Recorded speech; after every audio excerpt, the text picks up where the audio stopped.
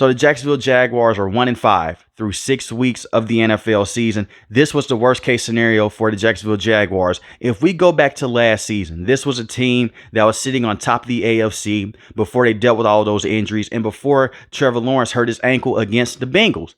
And we all know how the season ended. They missed the NFL playoffs. The Houston Texans made the NFL playoffs when they defeated the Indianapolis Colts. But the Jacksonville Jaguars still had a chance. If they were to go out there and defeat the Tennessee Titans on Sunday, they would have made the NFL playoffs, but they lost to them. So they gave Doug Peterson yet another year. A couple of years ago, this organization, they made the NFL playoffs, and they won a playoff game against the Los Angeles Chargers, and they lost a close football game to the Kansas City Chiefs. So what the hell happened? Well, Doug Peterson has not adapted. He has not been a good head coach since then, and he has lost his locker room. And it's not all on Doug Peterson, because I have a lot more to say about him later in this video. I want to start off with the players. They're too talented to be in this situation. When you have weapons like Christian Kirk, Evan Ingram, Brian Thomas, you also have Gabe Davis as well, you shouldn't be in this situation. Trevor Lawrence was built up to be this generational talent coming out of Clemson. They say he was the best prospect since John Elway. And for the ones that don't know, when John Elway came out of college, they say he was going to be a franchise quarterback straight out the gate. And he was one of the best quarterbacks, if not the best quarterback in Denver Broncos history. In my opinion, he's the best quarterback in Denver Broncos history. But when I look at Trevor Lawrence, he has not been a bust, but at the same time, he has not been a very good quarterback for the Jacksonville Jaguars. If we go back and look at his numbers throughout every single season, he's been a turnover machine. Now this season, 8 passing touchdowns and 3 interceptions. He's taking care of the football, sure. But at the same time, he will still throw dumb interceptions. He would throw into double coverage. And he just has a lot of bad habits that he did not have in Clemson. And we could say, look at what happened his rookie season. They had Urban Meyer come in. He was the head coach. He ruined him. That's not the case. We're so far removed from that rookie season. And we have seen Trevor Lawrence go out there and play like a top quarterback in the NFL. But it hasn't been consistent. This kid has the tools to go out there and be in the same conversation with quarterbacks like Lamar Jackson and Josh Allen and Joe Burrow, but he's not. He's not good enough. Right now, he is not a good quarterback in the NFL at the starting position, at the starting level. And I'm not saying put Mac Jones in the game. Trevor Lawrence is not the main reason that they're losing football games, but he was supposed to come in and really be the franchise guy to put this team over the top and put this organization over the top. And he hasn't been that guy. Now, I do believe that they will move on from Doug Peterson by the end of this season or within the next couple of weeks when they return back to America. Right now, they're in London. Their next game is against the New England Patriots. They're going to move on from Doug Peterson, and I expect for Bill Belichick to be the head coach next season. I said that a couple weeks ago. But when I look at Trevor Lawrence, it's not all bad. He will go out there. He'll have a 2 passing touchdown game to 0 interceptions. But he needs to play better moving forward. And I just do not believe that he's going to play better behind this offensive line and with this coaching staff. And I want to talk about this offensive line. This is an offensive line that has a lot of veterans. And Trevor Lawrence has been beat to hell in almost every single game this season. He has little to no time in the pocket. And they went out there and they tried to bring in the right veterans. He got sacked 4 times against the Cleveland Browns. He got sacked 4 times against the Buffalo Bills. Yes, he only got sacked once against the Houston Texans, but he dealt with pressure for majority of the game.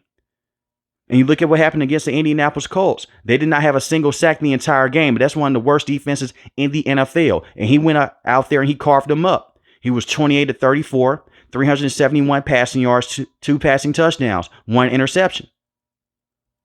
But we look at what just happened against the Chicago Bears. You see what Caleb Williams is doing on the opposite side. 4 passing touchdowns to 1 interception. You look at Trevor Lawrence in this game. He's underthrowing guys. He's overthrowing guys, which has been the theme of his career. Even dating back to last season, the accuracy is sporadic. He was 23-35, 234 passing yards, 2 passing touchdowns, 1 interception, and he got sacked 3 times. This is an offensive line that has Cam Robinson at the left tackle position, Ezra Cleveland, left guard, Mitch Morse, who was supposed to be a very good veteran center coming over from the Buffalo Bills that has not materialized just yet. You also look at Brandon Sheriff, who's on the back end of his career at the right guard position. They got him a couple of years ago in free agency. You have Anton Harrison as well. You can say the talent is there, but they're not playing up to their potential. And right now, they're not a good unit. And they're not helping out Trevor Lawrence. You look at the running back position. ETN is a very good running back. They may move off of him by the trade deadline because you have Tank Bigsby. Tank Bigsby has been a very good running back for this team. And it's not the fact that ETN is terrible. He isn't a good running back. But at this point in time, you look at this team, they're not contending to make the NFL playoffs. I would be shocked if they could turn their season completely around. I don't think that they can. They did it in year one with Doug Peterson. But look at how far gone we are from that time. And right now, this is a different NFL from what happened in a couple of years ago. So moving off a guy like ETN and to bring in some more draft picks would definitely help out this team to solidify the offensive line. And I really like Travis Etienne a lot. The wide receivers, they're not the best, but they're not terrible. Brian Thomas Jr. is a phenomenal wide receiver. He's a great deep threat. The problem is this: Trevor Lawrence is so inconsistent with the deep ball that he can rarely go out there and he can target him much. But we've seen Brian Thomas go out there and take the top off the defense repeatedly. The man has 424 receiving yards on 25 catches, and he has 3 receiving touchdowns. He's averaging 17 yards a catch. He's been phenomenal, and they selected him in the first round. Christian Kirk is not a true number 1 wide receiver, but he's solid to have around. He's overpaid, but he's a solid wide receiver. I like Evan Ingram a lot as well. Last season, he was a top tight end in the NFL. This season, he's dealt with injuries, but I like him a lot at the tight end position. The front office deserves to be looked at as well. Trent Baalke has not been a good general manager, even dating back to his time with the San Francisco 49ers. They took Trayvon Walker over Aiden Hutchinson, and Trayvon Walker is a very good football player, but Aiden Hutchinson is a game changer. That is a man that you can build your defense around.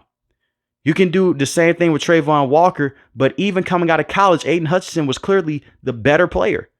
But they went with Trayvon Walker. Aiden Hutchinson was so far better than him at Michigan. And Trent Baalke has overpaid a lot of guys on this roster that has not stepped up. Now, this is why I want to get into the coaching staff here.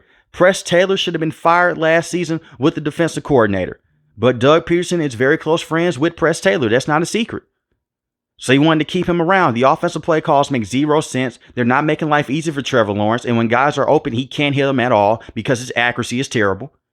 But Doug Peterson has lost his locker room. They were losing by 20-plus points against the Chicago Bears.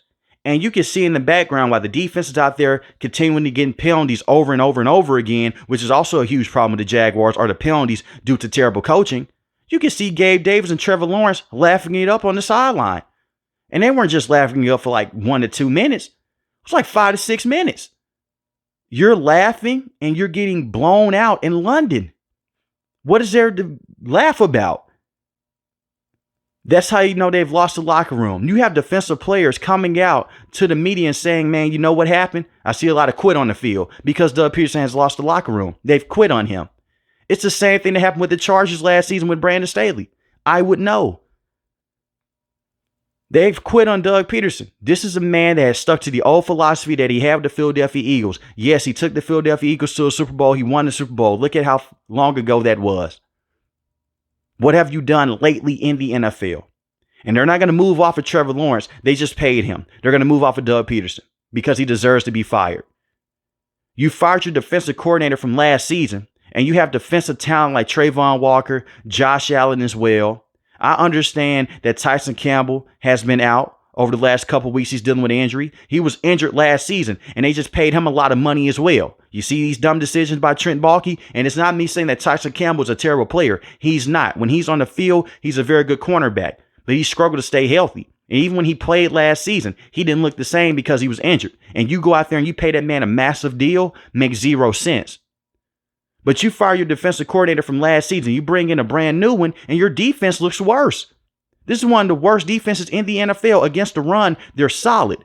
But against the pass, they're easily one of the worst teams in the NFL on that side of the ball. They're dead last in passing defense. Dead last. In total defense, they're 31st because of how bad their passing defense is.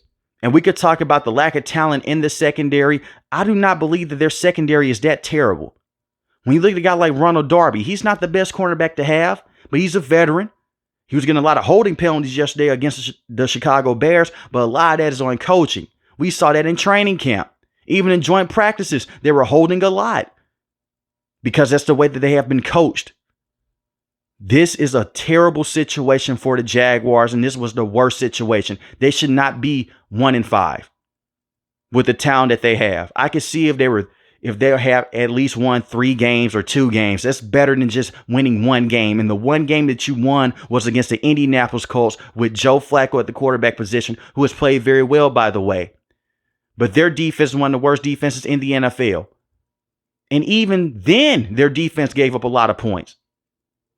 They're losing a lot of close football games, yes. They lost to the Miami Dolphins 17-20. They let that slip away from them. That is true. But you lose to a Cleveland Browns team with a Deshaun Watson that can't put the ball in the water. They lost that game 18-13. You can't score 20 points with the talent that you have. Then we know what happened against the Buffalo Bills. They gave up at halftime, 47-10 on Monday night.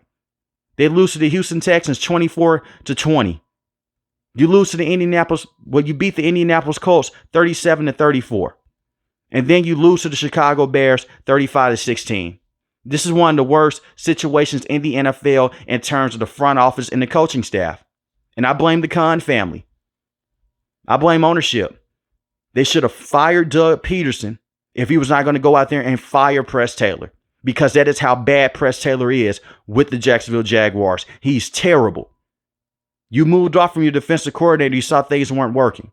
And I understand that they had a lot of success last season. And a lot of Jaguar fans try to throw that into my face. My counter argument is this. How many times last season did you see Trevor Lawrence go out there and move outside the pocket and just make something happen? Majority of the time, he did, because it's not a structured offense. The play calls are terrible. Even now, the play calls are terrible. And it's similar to what Carson Wentz had to deal with when he was being coached up by Doug Peterson. No wonder the Philadelphia Eagles were so quick to move off of him. He's a terrible head coach. He's not a true leader, because if you were a leader, you would have turned around and you would have looked at Trevor Lawrence and you would have looked at Gabe Davis, and both of those guys would have stopped laughing. You bring in a guy like Bill Belichick, that's not going to happen. They need to go out there and rebuild a culture, and they need to teach these guys how to win football games on a consistent basis, because right now they can't do it. And if they're not going to hire Bill Belichick, just bring in another head coach. Anyone is better than Doug Peterson at this point. But Trevor Lawrence, he has to be better. At the end of the day, he's a huge part of the problem as well, because they paid him a lot of money. When guys are open, he just can't hit them. And for him to go out there and get paid what he's getting paid right now, he has to step up. But let me know in the comment section below, how do you guys feel about the Jacksonville Jaguars, and can they turn their season around with Doug Peterson? If you're new to the channel, hit the subscribe button. If you like the video, hit the like button. Most importantly, I want each and every last one of you guys to stay safe, stay positive. Thanks for watching the video, guys. God bless. Peace.